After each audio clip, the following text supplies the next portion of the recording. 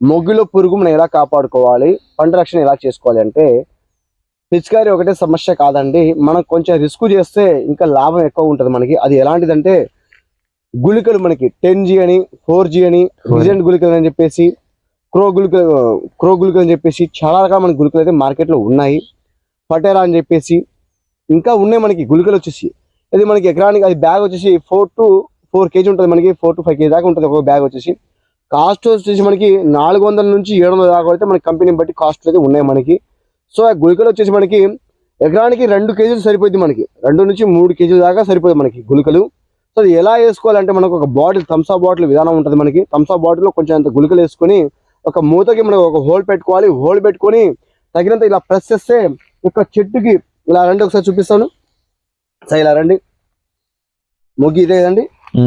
ఇలా మనకి Thums Up bottle కొంచెం దూరం ఉంది చూపిస్తుంది. ఒక థమ్స్అప్ బాటిల్ చిన్న